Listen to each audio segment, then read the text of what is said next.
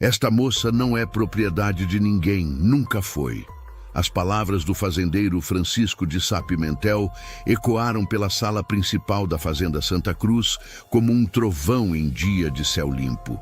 Todos os presentes ficaram em silêncio absoluto. Maria Vitória Santos, com as mãos ainda tremendo e os olhos vermelhos de tanto chorar, mal conseguia acreditar no que estava ouvindo. Apenas minutos antes, ela estava sendo acusada de roubo, arrastada como uma criminosa, humilhada na frente de todos os trabalhadores da fazenda. E agora, o homem mais poderoso daquela propriedade estava defendendo-a com uma ferocidade que ninguém esperava. Tudo começou com uma tragédia que destruiu a vida dela em questão de semanas. Maria Vitória tinha 19 anos quando perdeu a mãe para uma febre misteriosa que nenhum médico da região conseguiu curar. A dor ainda estava fresca, o luto ainda pesava no peito, quando apenas 3 semanas depois, seu pai sofreu um acidente terrível com a carroça na estrada enlameada. A roda quebrou numa descida, a carroça tombou e ele não resistiu aos ferimentos.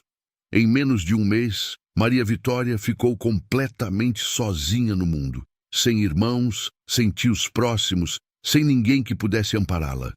Era uma moça que sabia ler e escrever porque a mãe fizera questão de ensiná-la desde pequena.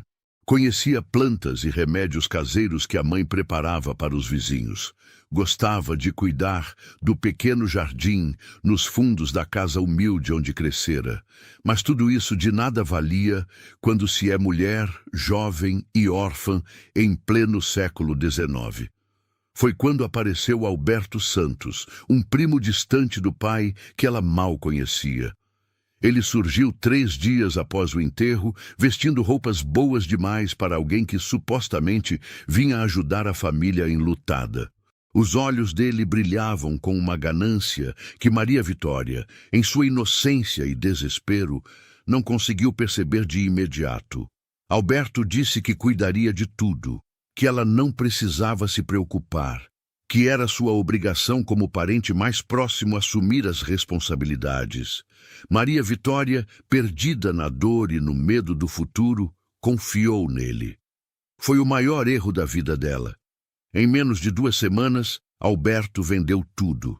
A casinha simples, mas aconchegante onde ela crescera. Os móveis que carregavam memórias de família, as ferramentas de trabalho do pai, as panelas de cobre da mãe, os poucos livros que possuíam, tudo foi transformado em dinheiro que desapareceu nos bolsos dele como água escorrendo entre os dedos.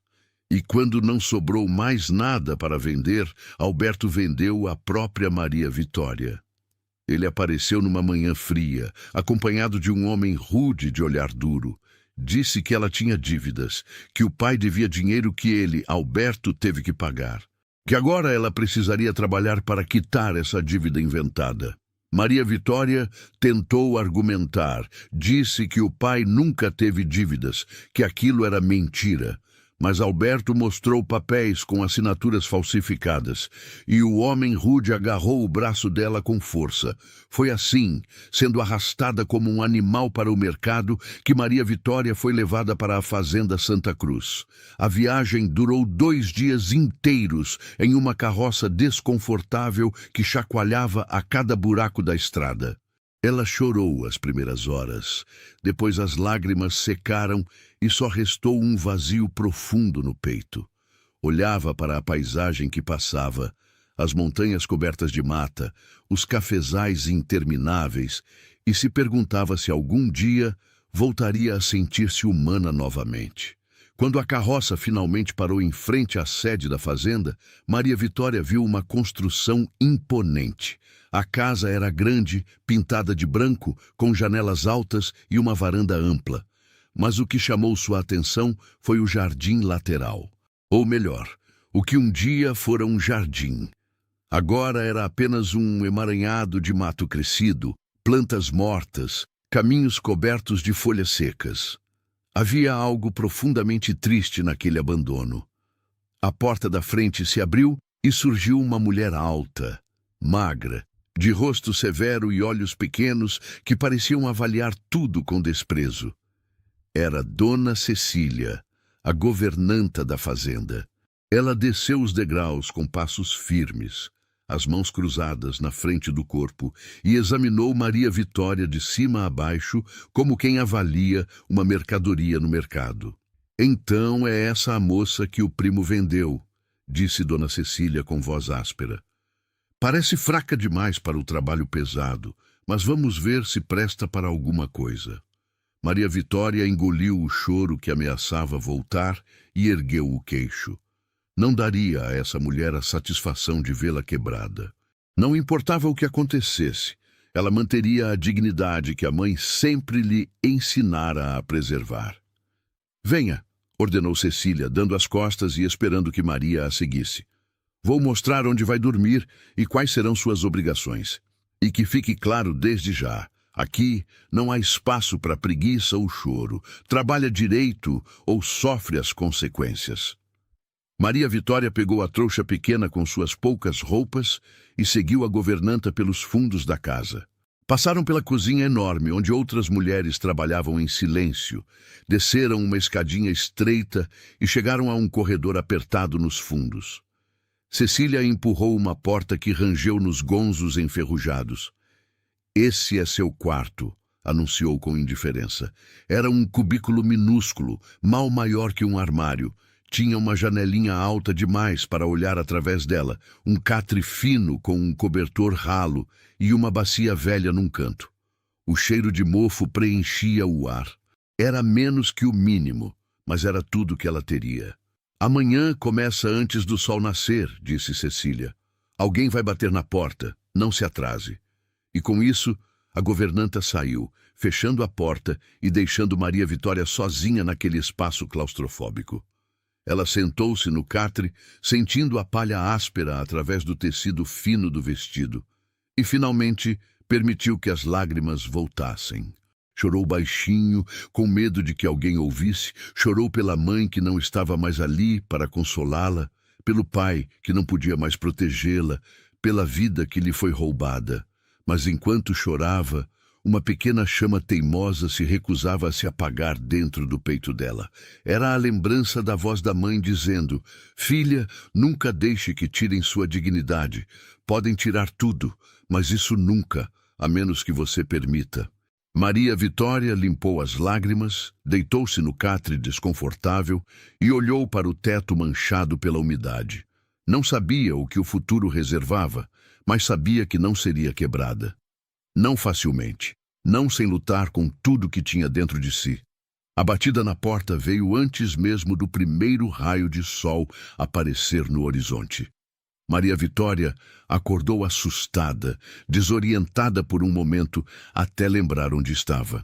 O corpo doía todo de ter dormido naquele catre duro, e o frio da madrugada penetrava pelos buracos da parede mal rebocada. "Levante-se." A voz áspera de Cecília veio do outro lado da porta. "O trabalho não espera a preguiçosa." Maria Vitória se levantou rapidamente. Vestiu o vestido simples que Cecília deixara para ela na noite anterior. Um tecido grosseiro que coçava a pele, e saiu do quartinho.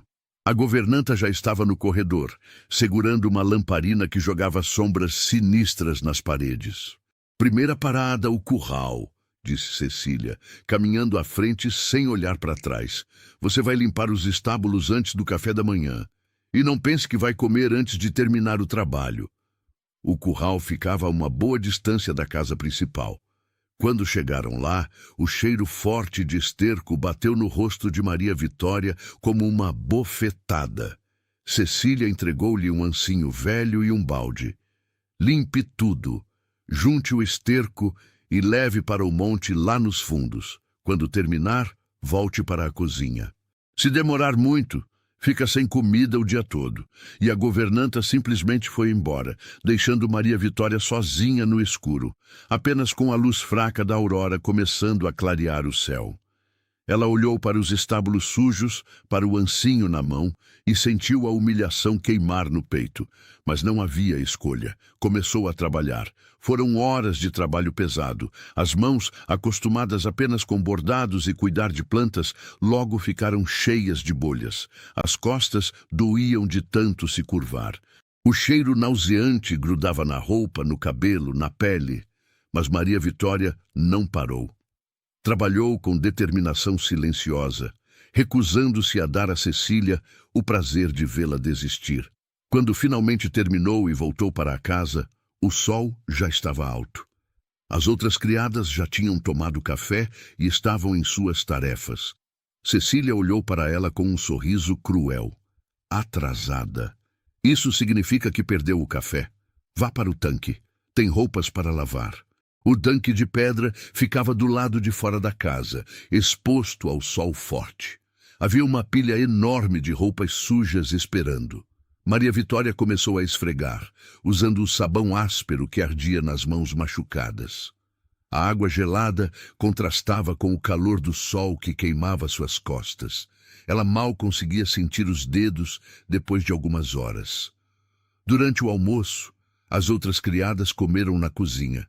Mas Cecília disse que Maria Vitória só comeria quando terminasse toda a roupa. Foi só no meio da tarde, quando não aguentava mais ficar em pé, que ela finalmente terminou. Cecília jogou um pedaço de pão duro e um copo de água. Coma rápido. Ainda tem o chão da casa inteira para esfregar antes de escurecer. Se você está acompanhando essa história e quer continuar recebendo relatos emocionantes como esse, considere se inscrever no canal. É assim que conseguimos trazer mais histórias que tocam o coração e fazem refletir sobre força e superação. Escreva também nos comentários de onde você está nos assistindo. Adoramos saber até onde essas histórias chegam e quem faz parte dessa comunidade. Os dias seguintes se repetiram num ciclo brutal de trabalho e humilhação.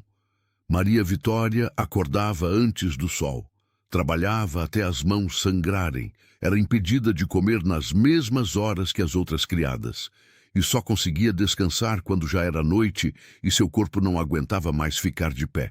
Cecília parecia ter um prazer especial em inventar as tarefas mais degradantes possível. Limpar as latrinas, carregar baldes pesados de água do poço distante, esfregar panelas incrustadas com cinzas até os dedos ficarem em carne viva. Mas havia algo que Cecília não conseguia quebrar: a postura de Maria Vitória.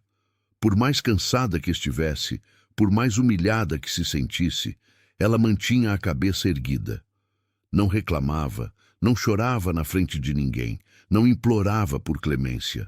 Trabalhava em silêncio, com uma dignidade que desconcertava a governanta e irritava-a profundamente. As outras criadas observavam Maria Vitória com uma mistura de pena e admiração. Algumas tentavam ajudar quando Cecília não estava olhando, oferecendo um pedaço de pão escondido, um copo extra de água, um sorriso de encorajamento. Uma delas, uma jovem chamada Teresa, começou a deixar pequenas porções de comida escondidas no quartinho de Maria Vitória. "Você não merece esse tratamento", sussurrou Teresa certa noite, quando conseguiu falar com Maria sem ser vista. "Dona Cecília está sendo cruel demais, até para os padrões dela. Mas tenha cuidado. Ela está de olho em você. Qualquer deslize e vai ser pior ainda."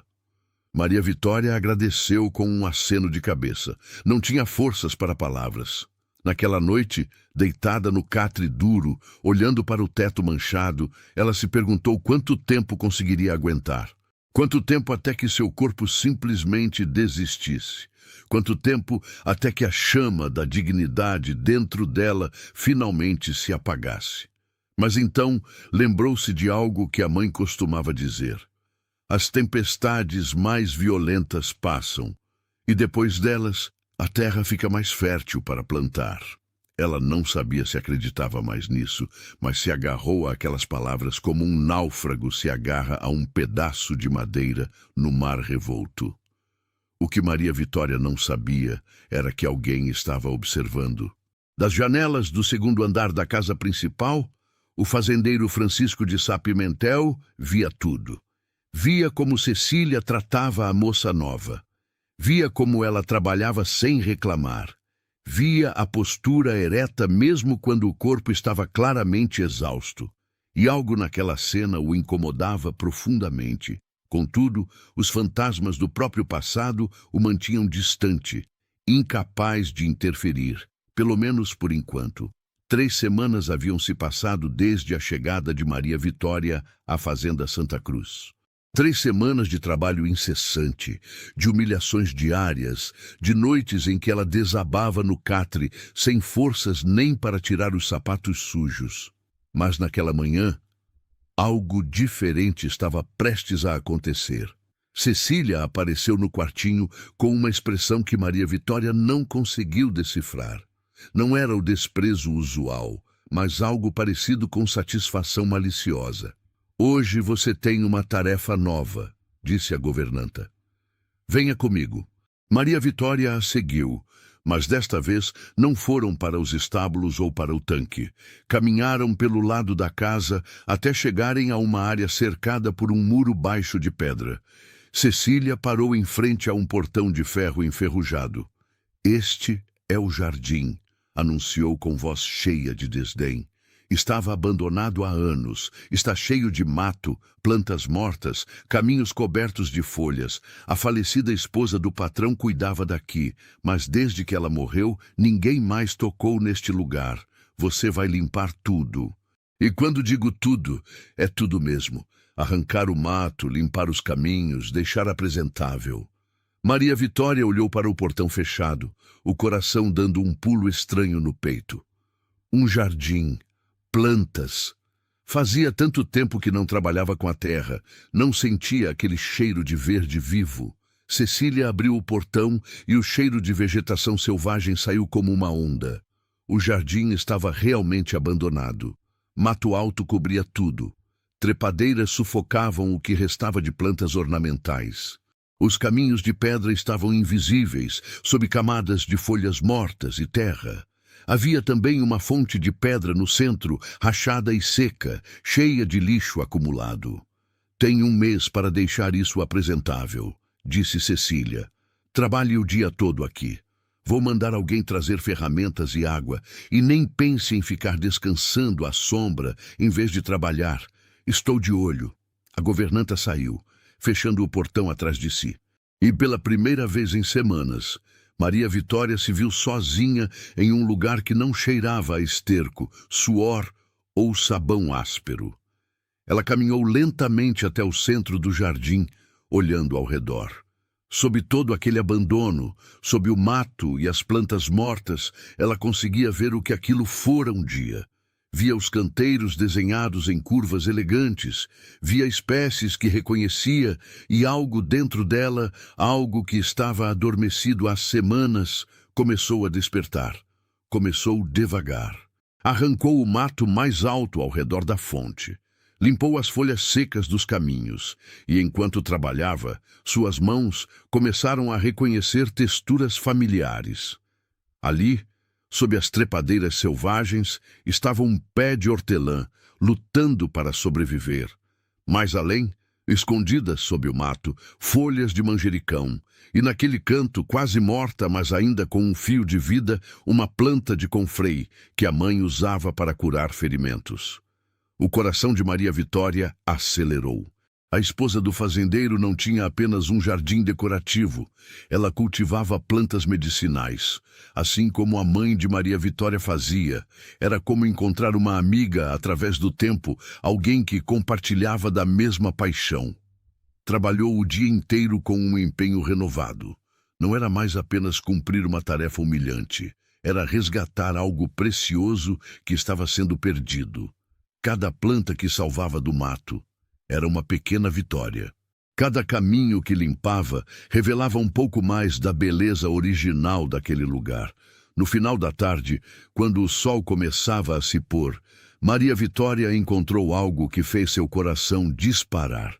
Numa pequena construção de pedra no canto do jardim, como se fosse uma casinha de ferramentas, havia uma prateleira com potes de barro. E embaixo da prateleira, protegidos da umidade por um tecido encerado, estavam 3 cadernos com capa de couro. Ela os pegou com cuidado, limpou a poeira da capa e abriu o primeiro. Era uma letra feminina, delicada, e a primeira página dizia: Diário de cultivo, Jardim da Fazenda Santa Cruz, Isabel de Sá Pimentel. A esposa falecida do fazendeiro. Maria Vitória folheou as páginas com reverência. Havia desenhos de plantas medicinais, com anotações sobre como cultivá-las. Havia receitas de remédios para febres, dores, tosses. Havia descrições detalhadas de cada canteiro, de cada espécie plantada. E nas margens, pequenas notas pessoais. Hoje o confrei floresceu, Francisco ficou feliz. As chuvas trouxeram vida nova ao jardim. Plantei sementes de camomila perto da fonte. Maria Vitória sentou-se no chão, ali mesmo no meio do jardim selvagem, e leu página após página. Era como conhecer alguém através do tempo, alguém que também amava plantas, que entendia o poder de cura da natureza, que encontrava paz e propósito naquele trabalho com a terra. Quando escureceu e ela teve que parar, Maria Vitória guardou os cadernos de volta na casinha de ferramentas, mas agora sabia onde encontrá-los. Pela primeira vez desde que chegara à fazenda, ela tinha algo além de trabalho e humilhação. Tinha um propósito. Tinha um lugar que, por mais estranho que parecesse, começava a sentir como seu. Nos dias seguintes, Maria Vitória trabalhava com dedicação que surpreendia até ela mesma. Acordava ansiosa para voltar ao jardim. Cada dia revelava mais da estrutura original. Descobriu que os caminhos formavam um desenho de estrela com a fonte no centro. Encontrou roseiras antigas que, com um pouco de poda e cuidado, começaram a mostrar brotos novos. Salvou dezenas de plantas medicinais que estavam quase mortas.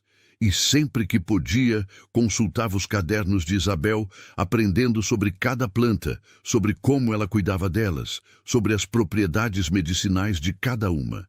Sentia-se menos sozinha, como se Isabel estivesse ali, guiando-a através das páginas escritas anos atrás. Foi numa tarde, enquanto cantarolava baixinho uma canção que a mãe costumava cantar ao cuidar das plantas, que ela sentiu um olhar sobre si. Virou-se rapidamente, mas não viu ninguém. O portão do jardim estava entreaberto, balançando levemente como se alguém tivesse acabado de sair. Maria Vitória levantou-se, caminhou até lá, olhou para fora. Nada. Mas tinha certeza de que alguém estivera ali. Alguém a observara, alguém a ouvira cantar. Não tinha como saber que aquele alguém era o próprio fazendeiro, que via o jardim da janela de seu escritório e ficara paralisado ao ver aquele lugar voltando à vida. Não tinha como saber que algo dentro do coração fechado dele acabara de despertar. Francisco de Sá Pimentel não era homem de sentimentalismos. A vida o ensinara a ser prático, controlado, distante. Perdera a esposa Isabel havia 7 anos, num parto que não deu certo, levando mãe e criança numa única tragédia cruel. Depois disso, fechara o coração como se tranca um baú cheio de memórias dolorosas.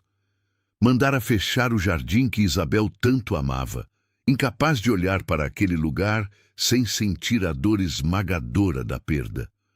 Sofria de insônia desde que voltara de uma expedição militar anos atrás, antes mesmo de Isabel morrer. Pesadelos o visitavam toda noite, imagens de coisas que preferia esquecer, mas que a mente insistia em mostrar repetidas vezes. Por isso, passava longas horas em seu escritório, de onde tinha uma visão direta do jardim abandonado. Durante anos, evitara olhar naquela direção, mas desde que Cecília colocara a moça nova para trabalhar lá, Francisco se pegava olhando pela janela com frequência crescente. Via como ela trabalhava. Não com a pressa descuidada de quem só quer terminar uma tarefa, mas com a atenção amorosa de quem realmente se importa. Via como ela tocava cada planta com cuidado, como se pedia desculpas a elas pelo abandono. Via como cantarolava enquanto trabalhava, e aquilo o perturbava de uma forma que não entendia completamente. O jardim estava mudando. Dia após dia, a transformação era visível. Os caminhos de pedra apareciam limpos. As roseiras que ele achava mortas mostravam brotos verdes. O mato dava lugar a canteiros organizados. Era como se o próprio lugar estivesse voltando a respirar. Foi numa tarde que Francisco finalmente decidiu descer.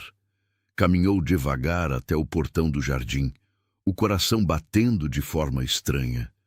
Fazia 7 anos que não entrava ali. Empurrou o portão, que rangeu nos gonzos enferrujados, e entrou. Maria Vitória estava ajoelhada num canteiro, as mãos enterradas na terra, cuidando de uma planta que Francisco reconheceu como camomila. Ela estava tão concentrada que não o ouviu chegar.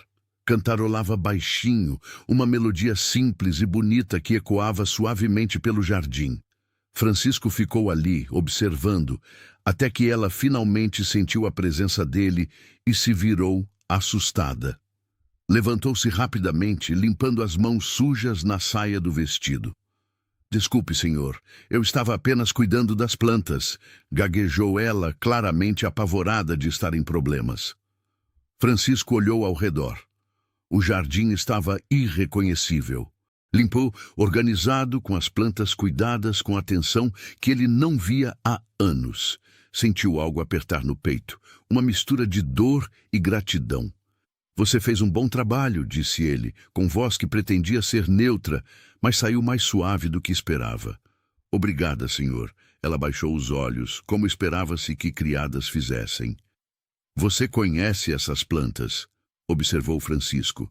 "Não está apenas limpando, está cuidando delas." Maria Vitória hesitou. Não sabia se era uma armadilha, se ele estava testando-a, se estava prestes a ser punida por ter tocado nas plantas. Mas algo na voz dele, uma gentileza escondida sob a formalidade, fez com que respondesse com honestidade. "Minha mãe me ensinou, senhor. Ela conhecia plantas medicinais, preparava remédios para os vizinhos, e eu..." Ela olhou ao redor. "Encontrei os cadernos da sua esposa. Eles me ensinaram muito sobre o que ela cultivava aqui." Francisco ficou muito quieto. "Isabel, ela deixou cadernos?" "Sim, senhor, na casinha de ferramentas. São diários de cultivo com desenhos e receitas. Ela conhecia muito sobre plantas medicinais." Francisco caminhou até um dos canteiros onde flores pequenas e brancas começavam a brotar. Eram jasmins, as flores favoritas de Isabel. Ajoelhou-se e tocou uma das flores com dedos surpreendentemente gentis. "Ela passava horas aqui", disse ele de repente, a voz carregada de emoção contida. Dizia que este jardim era seu refúgio. Que aqui ela se sentia em paz. "Depois que ela morreu, eu não consegui mais olhar para este lugar. Mandei fechar porque a dor era grande demais." Maria Vitória não soube o que dizer. Sentia que estava sendo permitida uma pequena fresta de intimidade, algo precioso e frágil. Mas agora, Francisco continuou, levantando-se e olhando ao redor. "Agora vejo este lugar voltando à vida. E é como se ela estivesse aqui novamente. Não da forma dolorosa, mas da forma reconfortante. Como se estivesse aprovando." Seus olhos encontraram os de Maria Vitória. "Obrigado por isso. Por cuidar do jardim dela com tanto respeito." "É um privilégio, senhor", Maria Vitória respondeu com sinceridade. "Cada planta aqui tem uma história. Posso sentir o amor que ela colocou neste lugar. Se você está se emocionando com essa história até aqui, considere apoiar o canal clicando em Valeu Demais. O botão Valeu Demais é uma forma de contribuir financeiramente para que possamos continuar trazendo histórias que tocam a alma e fazem você acreditar em segundas chances. A partir daquele dia, Francisco começou a visitar o jardim com frequência. sempre com uma desculpa, verificar se Maria Vitória precisava de ferramentas melhores, conferir o progresso do trabalho, ver se a fonte precisava de reparos. Mas Maria Vitória percebia que as visitas eram sobre algo mais. Eles começaram a conversar. Pequenas conversas no início sobre as plantas, sobre os cadernos de Isabel, sobre remédios e cultivo. Depois as conversas foram ficando mais longas, mais pessoais. Ele contou sobre a esposa, sobre como a perda dele ainda doía depois de todos aqueles anos.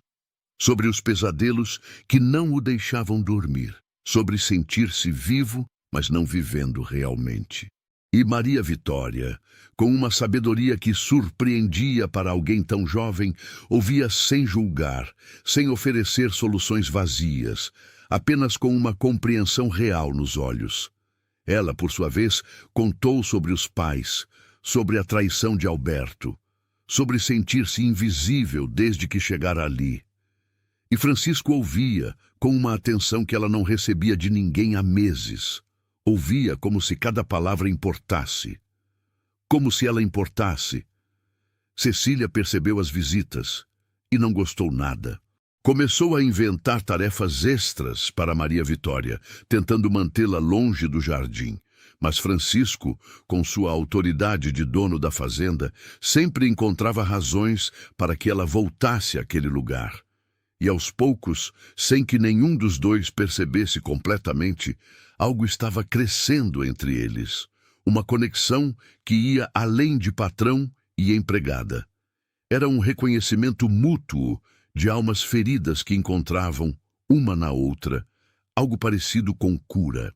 As semanas se passaram e o jardim se tornou um refúgio para ambos. Francisco visitava quase todos os dias e as conversas foram ficando mais profundas, mais íntimas. Ele descobriu que Maria Vitória tinha uma inteligência afiada, uma percepção sobre as pessoas e um mundo que ia muito além de sua idade ou condição social. Ela descobriu que, sob a fachada severa do fazendeiro, havia um homem sensível, machucado, mas capaz de gentileza. Cecília observava tudo isso com uma raiva crescente. Ela que comandava a casa com punho de ferro há anos, que decidia quem fazia o quê, que mantinha todos sob seu controle rígido, via seu poder sendo ameaçado por aquela moça insignificante. E pior, via o patrão, que mal falava com ninguém há anos, conversando e até sorrindo na presença da criada nova. Foi numa noite que Cecília recebeu uma visita inesperada. Alberto Santos apareceu na fazenda, sujo e claramente desesperado. Ele devia dinheiro a pessoas perigosas e viera cobrar mais da própria prima, que já vendera uma vez. A moça ainda está aqui. Ele perguntou a Cecília nos fundos da casa, longe de olhares curiosos. Está sim, respondeu a governanta com desdém. E causando problemas. Que tipo de problemas? Cecília hesitou, mas a raiva falou mais alto que a prudência. O patrão está se apegando a ela. Passam tempo demais juntos no jardim. As outras criadas já estão comentando. Isso precisa acabar antes que ela comece a ter ideias acima da posição dela. Os olhos de Alberto brilharam, com um plano se formando. Então precisamos nos livrar dela. Você tem algo valioso da falecida esposa do fazendeiro? Cecília franziu o senho. Tenho. Um anel de ouro que ela usava sempre. Ficou guardado com as outras joias dela.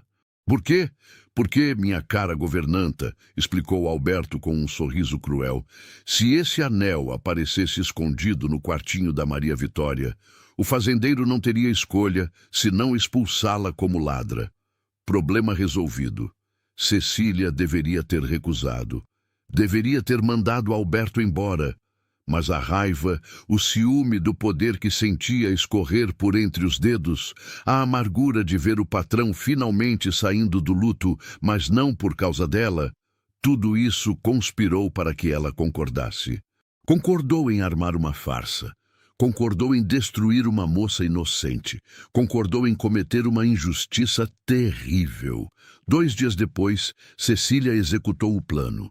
Esperou até Maria Vitória estar trabalhando no jardim, entrou no quartinho dela e escondeu o anel de ouro no meio das poucas roupas que ela tinha na pequena trouxa. Depois, foi até o escritório de Francisco com uma expressão de preocupação falsa. «Senhor, preciso falar com o senhor sobre algo muito sério», disse ela com voz trêmula. «É sobre um roubo». Francisco levantou os olhos dos papéis que revisava. «Roubo? Que roubo? O anel de ouro da senhora Isabel, aquele que ela usava sempre com a pedra vermelha, estava guardado no meu quarto com as outras joias dela e desapareceu. Quando? Não sei ao certo, senhor. Só percebi hoje quando fui verificar as coisas». E Cecília fez uma pausa dramática. «Tenho receio de quem pode ter sido.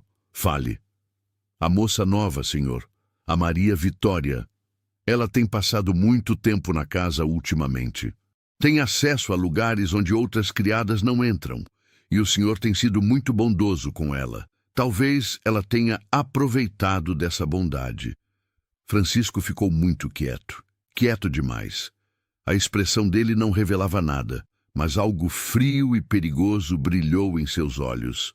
«Você está acusando-a sem provas?» «Não, senhor». Cecília fingiu relutância. «Na verdade, se o senhor permitir, gostaria de verificar as coisas dela, apenas para ter certeza de que estou errada. Prefiro estar errada e parecer tola do que ignorar algo assim». Francisco estudou a governanta por um longo momento. Algo não soava certo. Cecília nunca fora de pedir permissão para nada, mas ele assentiu. «Faça o que precisa fazer». Uma hora depois, toda a casa estava reunida no salão principal. As criadas, os trabalhadores que estavam por perto, todos convocados por Cecília, que anunciara dramaticamente ter encontrado o anel roubado. Maria Vitória foi chamada do jardim sem entender o que estava acontecendo, o coração disparado de medo, as mãos ainda sujas de terra. E foi assim que chegamos ao momento onde começamos essa história. Com Cecília abrindo triunfantemente a trouxa de Maria Vitória na frente de todos e retirando o anel de ouro que ela mesma colocara ali. Com as acusações voando, as lágrimas de Maria Vitória, o desespero, a humilhação pública. Com ela sendo chamada de ladra, de ingrata, de aproveitadora. «Eu não roubei nada», Maria Vitória repetia entre soluços. «Eu juro, eu nunca peguei esse anel. Alguém colocou ali. Por favor, senhor Francisco, acredite em mim. Eu nunca faria isso». «É o que todos os ladrões dizem», Cecília declarou com satisfação mal disfarçada. «Senhor Francisco, espero que tome as providências necessárias. Essa moça traiu sua confiança da pior forma possível». Francisco estava parado perto da janela, de costas para todos, olhando para o jardim que ela cuidara com tanto amor. Ninguém conseguia ver sua expressão. O silêncio se estendeu por segundos que pareceram horas. Maria Vitória sentia que o mundo estava desabando. Depois de tudo que passara, depois de finalmente encontrar um lugar onde se sentira, ainda que brevemente, como ser humano novamente, agora seria expulsa como criminosa. O que você faria se estivesse no lugar de Maria Vitória nesse momento? Conseguiria manter a dignidade depois de tanta injustiça? Deixe sua opinião nos comentários. Mas então Francisco se virou, e a expressão no rosto dele fez Cecília dar um passo atrás. Havia fúria ali, fúria fria e controlada, que era muito mais perigosa que qualquer explosão de raiva. «Algo nessa situação não está certo», ele disse com voz perigosamente calma, «e eu vou descobrir exatamente o que é». Francisco caminhou lentamente até o centro do salão. Todos os presentes seguravam a respiração, esperando ver o que ele faria. Cecília segurava o anel triunfantemente, certa de sua vitória. Maria Vitória estava no chão, de joelhos, lágrimas escorrendo pelo rosto, mas ainda assim mantendo aquela dignidade teimosa que a caracterizava. «Dona Cecília», Francisco falou calmamente. «Quando exatamente a senhora descobriu que o anel estava desaparecido?» «Hoje de manhã, senhor, quando fui verificar as joias. E quando foi a última vez que viu o anel antes disso? Cecília hesitou uma fração de segundo.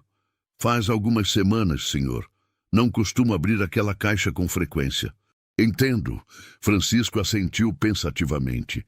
E me diga onde exatamente a senhora guarda as joias da minha falecida esposa. No meu quarto, senhor. Num baú trancado. Só eu tenho a chave. Só a senhora. Francisco repetiu. E mesmo assim, um anel desapareceu desse baú trancado. Como isso seria possível? A moça deve ter conseguido uma cópia da chave. Cecília respondeu rapidamente. Ou talvez eu tenha esquecido trancado alguma vez. Conveniente, Francisco murmurou. E diga-me, por que decidiu procurar nas coisas da Maria Vitória, especificamente? Há outras criadas na casa. Por que suspeitou logo dela? Cecília começou a suar. Por quê? Porque ela é nova aqui, senhor, e tem tido acesso a partes da fazenda onde outras não entram. Por ordem minha, Francisco lembrou, eu a coloquei para trabalhar no jardim, com minha permissão explícita.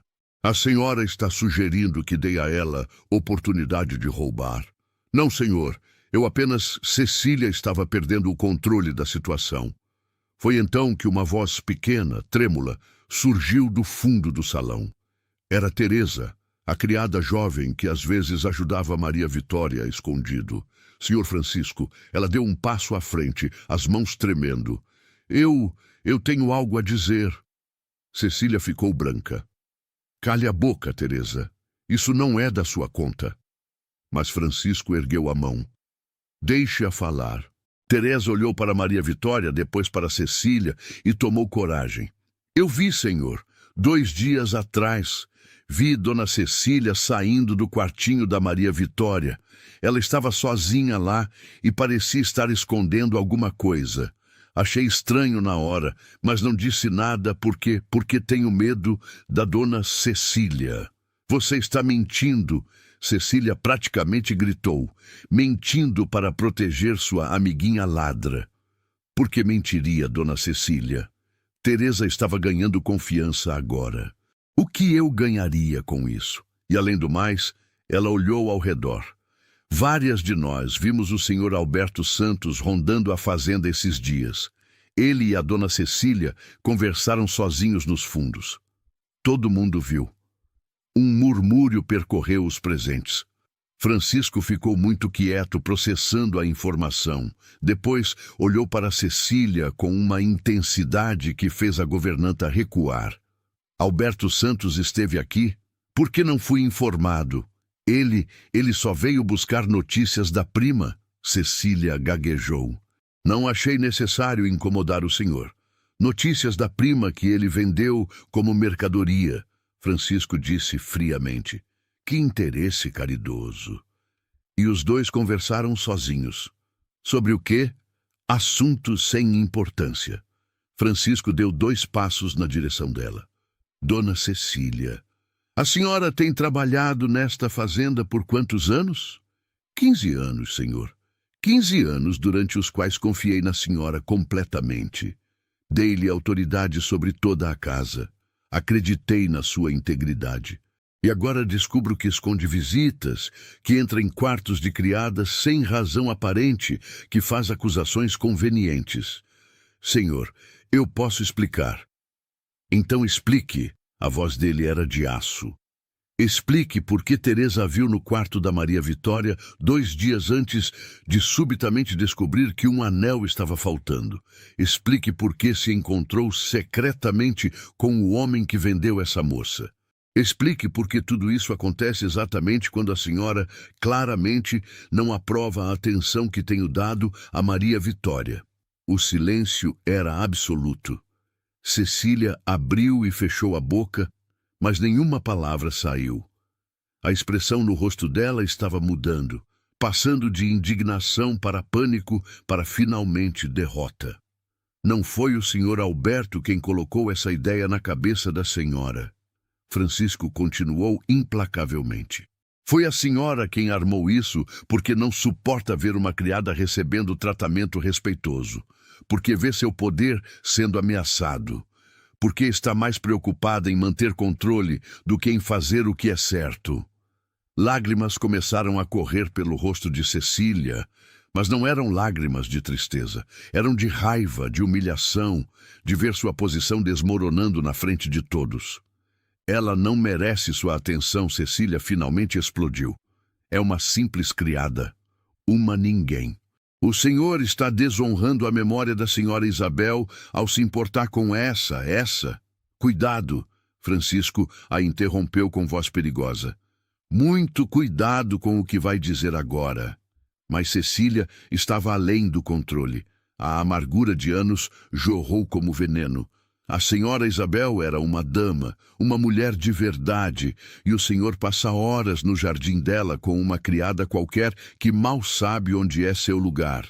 Francisco deu um passo à frente e todos viram a transformação nele. O homem calmo e controlado deu lugar a algo mais primitivo, mais feroz. Você não tem o direito de falar o nome da minha esposa, ele disse com voz baixa, mas carregada de fúria contida. E não tem absolutamente nenhum direito de julgar quem merece ou não meu respeito. Maria Vitória cuidou do jardim de Isabel com mais amor e dedicação do que a senhora demonstrou por qualquer coisa nos últimos anos. A senhora está dispensada. Pegue suas coisas e saia da minha propriedade antes que eu me esqueça de que ainda tenho algum respeito pelos anos que trabalhou aqui. Cecília cambaleou como se tivesse levado um soco. Mas, senhor, agora, Francisco disse, apontando para a porta. A governanta saiu correndo, soluçando, sua autoridade destruída, seu poder evaporado. Os outros criados observavam em silêncio chocado. Então Francisco se virou para Maria Vitória, que ainda estava no chão, não conseguindo processar o que acabara de acontecer. Ele estendeu a mão para ela. Levante-se, por favor. Maria Vitória olhou para a mão estendida, depois para o rosto dele, e viu algo ali que fez seu coração disparar. Não era pena, era respeito, era reconhecimento. Pegou a mão dele e se levantou, as pernas tremendo. E agora, Francisco disse alto o suficiente para todos ouvirem. Vamos deixar algo muito claro. Esta moça não é propriedade de ninguém. Nunca foi. Nos dias que se seguiram à expulsão de Cecília, a Fazenda Santa Cruz passou por mudanças profundas. Francisco nomeou Teresa como nova governanta, uma escolha que surpreendeu a todos, mas que se mostrou acertada. Quanto a Alberto Santos, Francisco mandou capatazes buscá-lo na cidade e, quando o trouxeram, confrontou-o na frente dos trabalhadores. Você vendeu sua própria prima como se vende um animal. Francisco disse, com voz gelada, enquanto contava moedas de ouro na mesa. Aqui está o dobro do que você recebeu. Não é para comprar Maria Vitória de volta, porque ela nunca foi mercadoria. É para que fique absolutamente registrado que ela está livre, livre de você, das suas mentiras, das suas dívidas inventadas.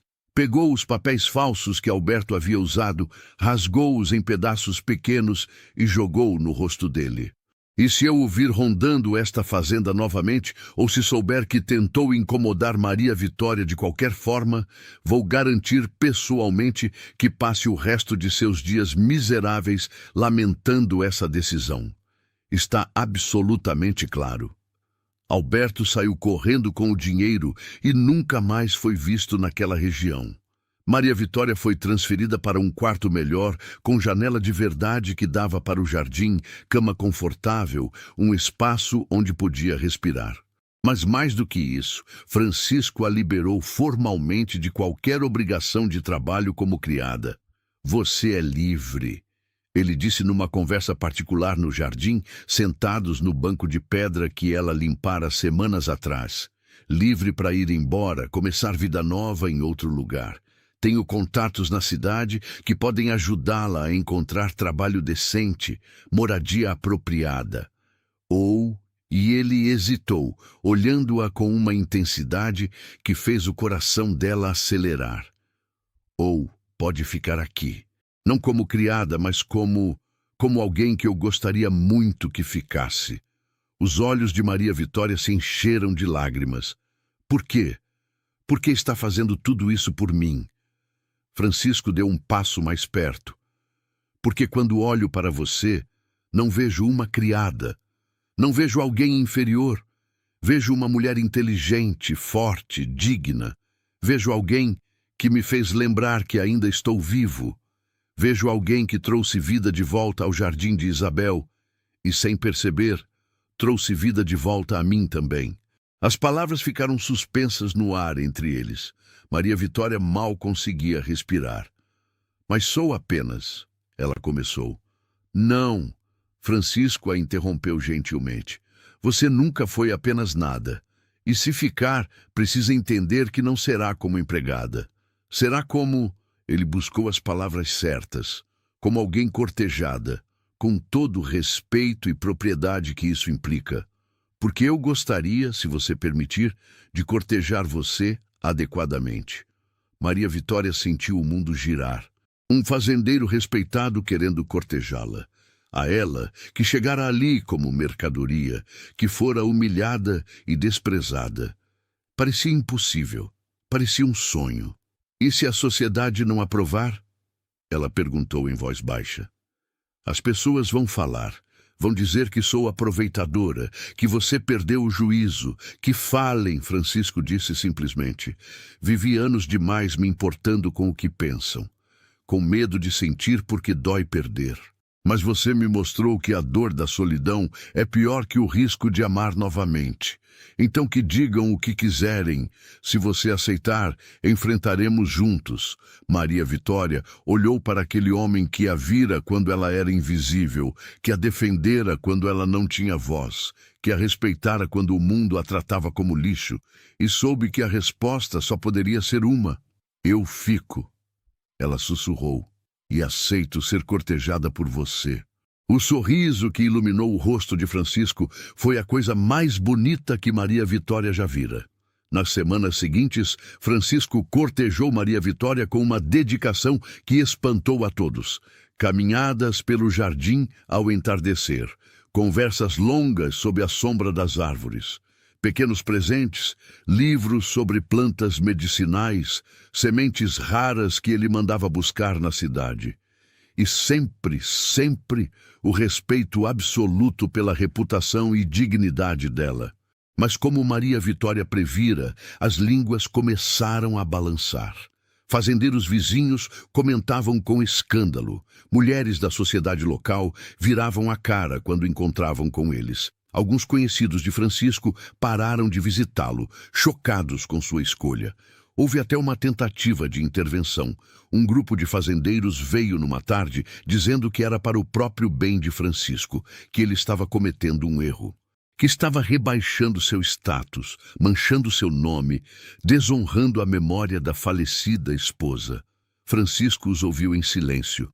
Maria Vitória ao seu lado no jardim. Quando eles terminaram, ele falou com voz calma, mas inflexível.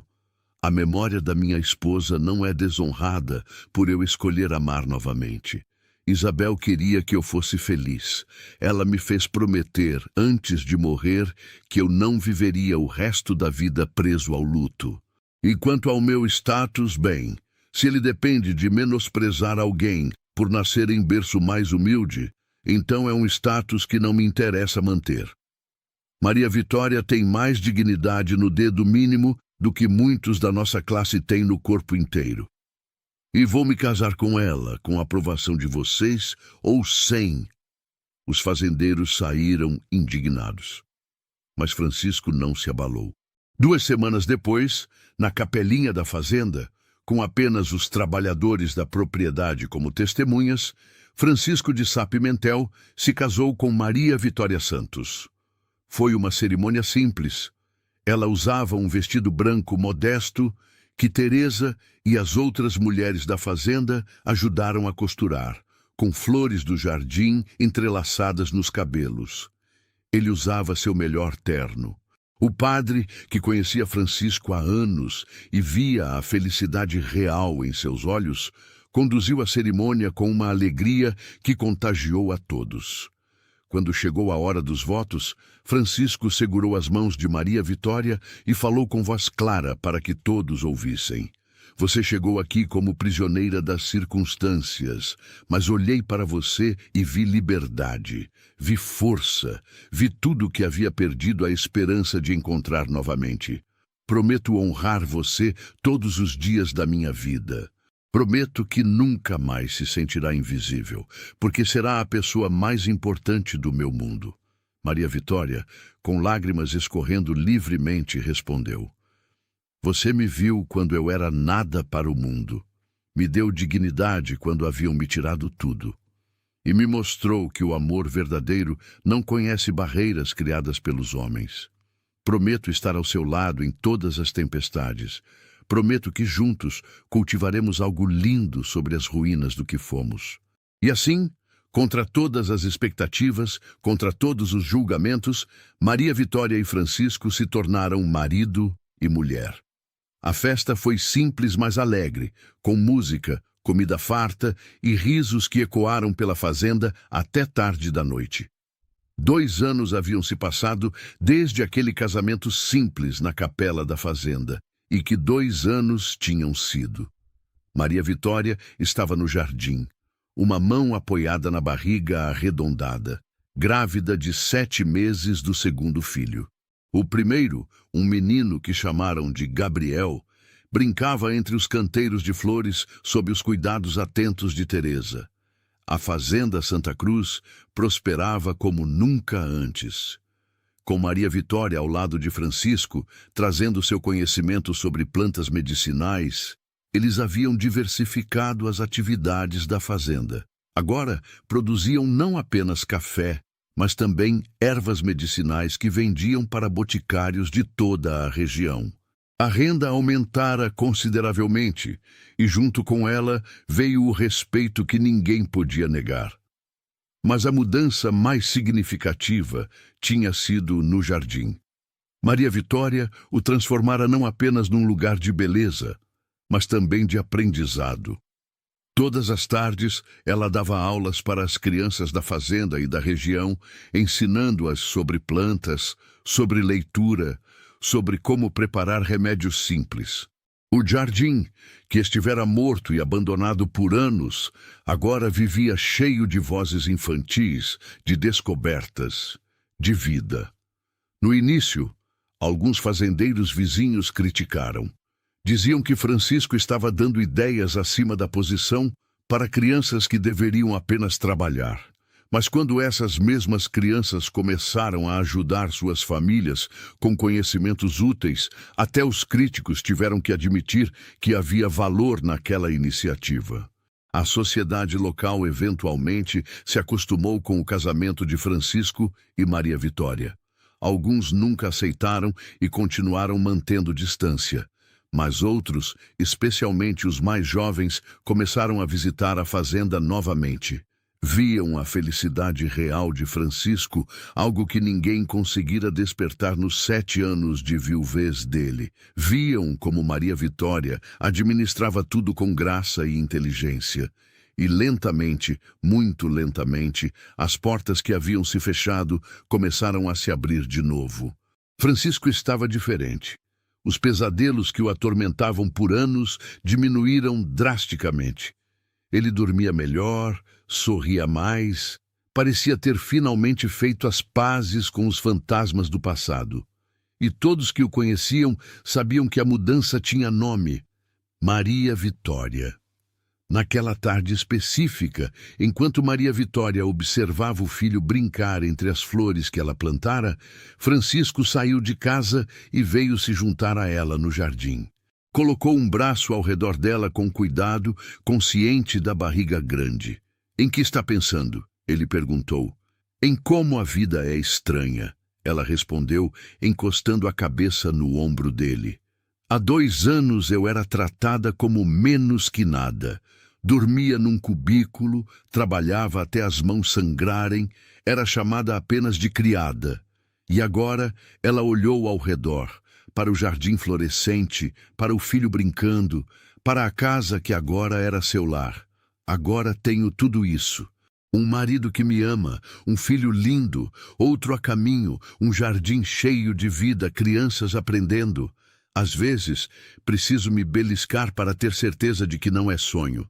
Francisco beijou o topo da cabeça dela. Não é sonho. É o que acontece quando alguém finalmente reconhece o tesouro que sempre esteve ali, esperando para ser visto. Maria Vitória sorriu. Sabe, eu costumava ter tanto medo. Medo de nunca ser suficiente. Medo de que um dia você acordasse e percebesse que cometeu um erro ao me escolher. E agora? Agora sei que meu valor nunca dependeu de alguém me dar permissão para existir. Estava sempre aqui. Ela tocou o peito. Só precisava de alguém que me ajudasse a lembrar disso. E você fez mais que isso. Você construiu uma vida comigo, uma vida real, com respeito, com amor, com parceria. Francisco virou-a suavemente para olhar em seus olhos. Eu sou o sortudo aqui. Você me trouxe de volta à vida. Me mostrou que era possível ser feliz novamente, sem trair a memória do que perdi. Me ensinou que o coração tem capacidade infinita de recomeçar. Eles ficaram ali, abraçados, observando Gabriel correr atrás de borboletas entre as flores. O jardim zumbia com vida ao redor deles. Abelhas visitavam as flores medicinais, pássaros cantavam nas árvores.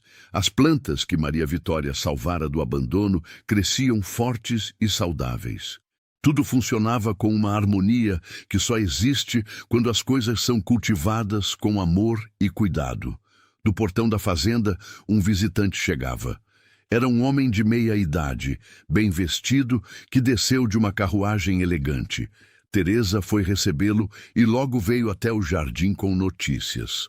Senhor Francisco, Dona Maria Vitória, é um representante da Universidade da capital. Diz que ouviu falar do trabalho de vocês com plantas medicinais e quer discutir uma possível parceria. Maria Vitória e Francisco trocaram olhares surpresos e sorridentes. Mais uma porta se abrindo. Mais um reconhecimento de que o que construíram juntos tinha valor além das fronteiras da fazenda. Mande-o entrar, Francisco disse. Vamos recebê-lo aqui no jardim mesmo. É aqui que tudo começou. Enquanto esperavam o visitante, Maria Vitória parou por um momento e olhou ao redor. Olhou para o jardim que fora seu castigo, mas se tornara seu refúgio. Para o marido que a amava. Para o filho que corria feliz.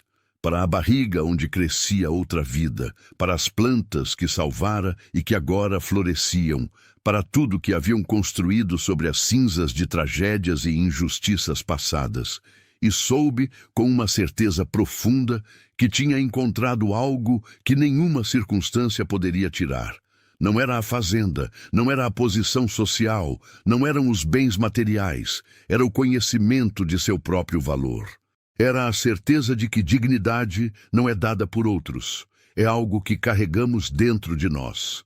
Era a compreensão de que o amor verdadeiro vê além das aparências, das classes, das convenções e reconhece a essência preciosa que existe em cada ser humano.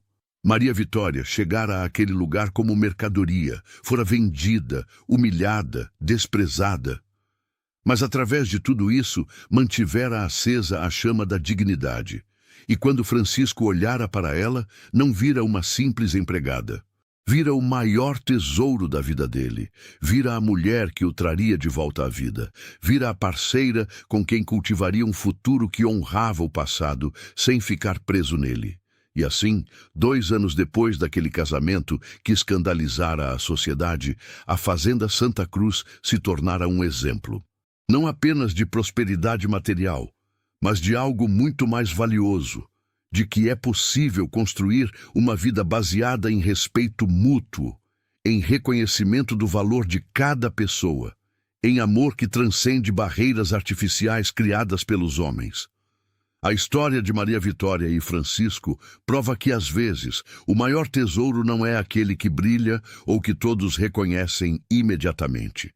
Às vezes, é aquele que permanece escondido sob as circunstâncias mais difíceis, esperando apenas por olhos capazes de enxergar além da superfície. E quando esses olhos finalmente veem, Quando esse valor é finalmente reconhecido, algo extraordinário acontece. Não é apenas uma vida que se transforma, são duas, são famílias inteiras. São comunidades que aprendem que dignidade e respeito não são privilégios de poucos, mas direitos de todos. Se você acompanhou essa história até aqui e quer fazer parte da nossa comunidade de forma ainda mais especial, considere se tornar membro do canal. Membros têm acesso antecipado às histórias, entre outros benefícios exclusivos. E assim, chegamos ao final de mais uma história que nos lembra do poder transformador do amor e do respeito. Se você ainda não se inscreveu no canal, esse é o momento perfeito para fazer parte dessa família que cresce a cada dia. Deixe também aqui nos comentários o que mais te marcou nessa história. Foi a coragem de Maria Vitória em manter sua dignidade? A capacidade de Francisco de enxergar além das aparências? Ou talvez a lição de que nosso valor não depende do reconhecimento dos outros?